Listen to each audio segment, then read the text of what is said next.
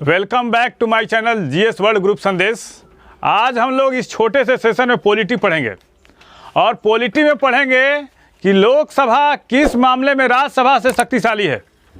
आज हम लोग इस छोटे से सेशन में पढ़ेंगे कि लोकसभा किस मामले में राज्यसभा से शक्तिशाली होता है, क्योंकि यहाँ से क्वेश्चन आते हैं।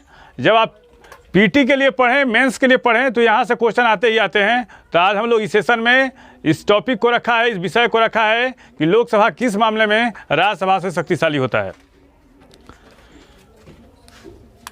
लोकसभा राज्यसभा की तुलना में कहीं अधिक शक्तिशाली किस मामले में होता है? तो मंत्रिपरिषद लोकसभा के प्रति सामूहिक रूप से उत्तरदायी होती है। ये तो तय बात है। आर्टिकल 75(3) कहता है, आर्टिकल 75(3) कि मंत्रिपरिषद लोकसभा के प्रति सामूहिक रूप से उत्तरदायी होती है। 21 अनुच्छेद में 75(3) में है। और किसी भी सरकार का अस्तित्व तब तक बना रहता है जब तक उसे लोकसभा में विश्वास प्राप्त हो। अगर लोकसभा में विश्वास प्राप्त नहीं रहेगा तो कोई भी सरकार का अस्तित्व नहीं रह सकता है, उसका अस्तित्व पर संकट मंडरा सकता है, सरकार गिर सकती है। राज्यसभा में बहुमत हो या न हो, उससे सरकार को कोई असर नहीं पड़ता है, लेकिन लोकसभा में बहुमत होना चाहिए, तब सरकार 5 साल तक चल सकती है, नहीं तो 5 साल के पहले गिर सकती है। ऐसा हश्र हुआ है। देवगौड़ा, गुजराल साहब, बीपी सिंह, चंद्रशेखर ऐसे प्रधानमंत्री हुए जिनका जो है 5 साल सरकार नहीं चल पाया, 1-2 साल, 2.5 साल, 3 साल में सरकारें गिरी हैं। तो किसी भी सरकार को चलने के लिए लोकसभा में पूर्ण बहुमत होना आवश्यक है। राज्यसभा में हो या न हो, इससे कोई फर्क नहीं पड़ता है।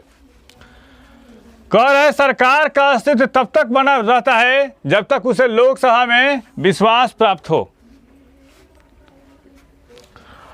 धन विधेयक एवं प्रथम प्रकार के वित्त विधेयक, धन विधेयक हो या वित्त विधेयक हो, जिसका धन विधेयक और वित्त विधेयक का उल्लेख किससे है? अनुच्छेद 110 से है। किससे है? अनुच्छेद 110। धन विधेयक कहाँ पेश किया जाता है? वित्त विधेयक कहाँ पेश किया जाता है? पहले लोकसभा में पेश किया जाता है। कहाँ पे? लोकसभा में। और धन विधेयक के संदर्भ में लोकसभा अधिक प्रभावी है। अब कैसे प्रभावी है, इसके बारे में देख लेते हैं। राज्यसभा के असहमति का धन विधेयक के स्वरूप पर कोई प्रभाव नहीं पड़ेगा। कोई प्रभाव नहीं पड़ेगा कि धन विधेयक लोकसभा में पेश होता है और लोकसभा में पारित होने के पश्चात राज्यसभा में जाता है। राज्यसभा इसको अधिक से अधिक 14 दिन तक रोक सकती है, इसमें कुछ संशोधन का सुझाव दे सकती है, लेकिन लोकसभा इसको मानने के लिए बाध्य नहीं है। लोकसभा पे डिपेंड करेगा। इसका राज्यसभा को धन विधेयक के मामले में कोई अथॉरिटी नहीं है। असहमति का धन विधेयक के स्वरूप पर क्या होता है? कोई प्रभाव नहीं पड़ता है। और धन विधेयक के संदर्भ में राज्यसभा की शक्ति जो होती है, क्या होती है? सीमित होती है। राज्यसभा अधिक से अधिक 14 दिन तक धन विधेयक को रोक सकती है या फिर संशोधन का सुझाव दे सकती है।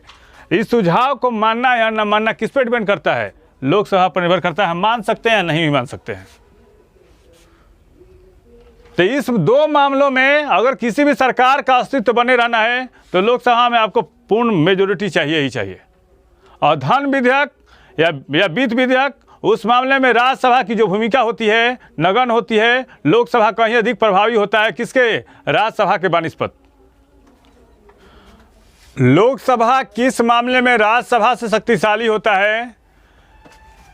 तो यदि किसी प्रस्ताव पर, कभी ऐसा होता है कि जब लोकसभा और राज्यसभा में किसी भी विधेयक पर असहमति बन जाती है और असहमति होने के कारण संयुक्त अधिवेशन बुलाया जाता है, और संयुक्त अधिवेशन की जो प्रक्रिया है अनुच्छेद 108 में है।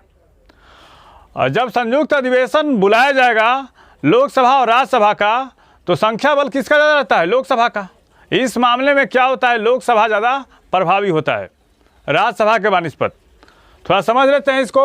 यदि किसी प्रस्ताव पर लोकसभा और राज्यसभा में सहमति नहीं होती है, दोनों में लगता है डिस्प्यूट है, वो कहता है कि हम ऐसे करेंगे, हम अलग चलेंगे, वो कहता है कि हम अलग चलेंगे, दोनों में मतभेद है, तो उसके बाद क्या होगा?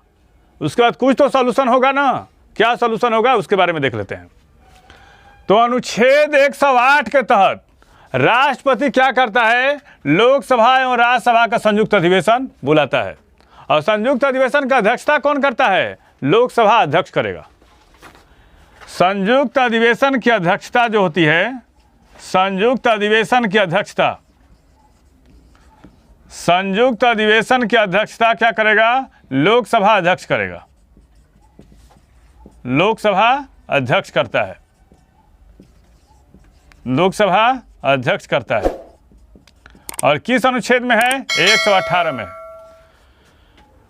राष्ट्रपति लोकसभा और राज्यसभा का क्या करता है, संयुक्त अधिवेशन बुलाता है। दोनों की कंबाइंड मीटिंग बुलाई जाती है और दोनों में क्या होगा, अब वोट की प्रक्रिया शुरू हो जाएगी।